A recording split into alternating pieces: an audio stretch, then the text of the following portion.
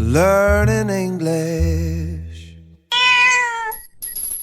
Picture yourself just endlessly scrolling through apartment listings. Oh, man, we've all been there. Right, and you finally spot one right in your budget. But there's a major catch. It faces a solid brick wall. Ouch, that's rough. Yeah, so how do you tell your friends that the view just isn't your priority? Today, we learn how to gracefully communicate what actually doesn't matter to you.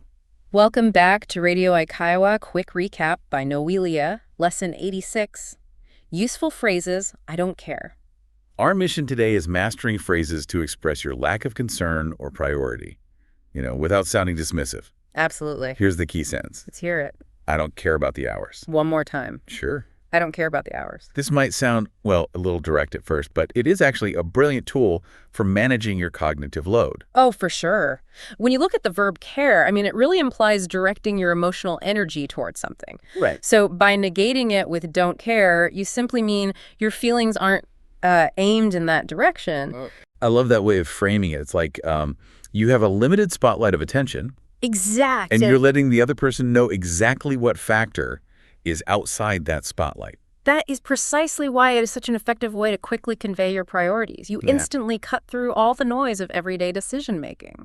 Yeah, we waste so much time agonizing over details. So, by explicitly stating what you aren't focusing on, you narrow down the options for everyone. The listener immediately understands that the hours just aren't your primary axis of judgment here, and that clears the air so you can focus on the results that actually matter. Here's the first phrase. Okay. You two decide. I don't care what we order. One more time. Gotcha. You two decide. I don't care what we order. This shows how care can actually hook up directly to a what or how clause, rather than just using about. Right, and that is a crucial distinction. You aren't just dropping a noun, Yeah. You're referring to an entire action or choice, which is perfect for gracefully delegating decisions. I use this all the time. When I genuinely have no preference for dinner, I used to just say, anything is fine, which honestly seemed to frustrate people. Oh, I hate when people say that, because anything is fine often puts pressure on the other person to guess your hidden preference. Exactly. This specific I don't care what we order structure removes that pressure completely. You're giving them full permission to take the wheel without worrying about you. Right, allowing the group to move forward without an agonizing debate over where to eat. Here's another. Ready. We just need it done today. It doesn't matter who does it. One more time. Right. We just need it done today. It doesn't matter who does it. This one is fascinating because we are swapping out the word care for matter, and it completely shifts the vibe. Yeah, while care is all about personal feelings, the word matter shifts the focus entirely away from your internal state. Right. It places it on objective importance. So instead of saying, here is where my emotions are directed, you're just stating a cold, hard fact about the situation. Precisely. And that tiny shift creates a very calm, result-oriented tone. I can see how that would be a lifesaver in a professional setting because it totally removes the ego from the equation. It's incredibly useful for that exact reason. You're simply defining the parameters of success, emphasizing the deadline over, like who actually gets the assignment. Exactly. It just makes everything so much smoother. Oh, definitely. Here's today's theme. Two friends are reviewing an apartment listing. One found a cheap place, but the other points out a major flaw with the windows. Here they go. I found a place I like, but it's the unit facing the alley. The alley. You'd be staring at a brick wall every morning. Honestly, I don't care about the view. I'm only looking at the rent.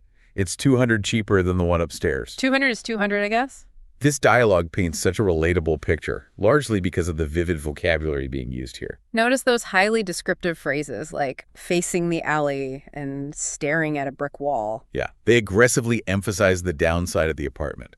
Which sets up a really strong contrast for the first speaker's response. Right, stating, I don't care about the view, instantly clarifies that speaker's decision-making axis. They are unapologetically prioritizing the rent over aesthetics, effectively defending their choice without getting bogged down in a subjective debate about the wall. Exactly.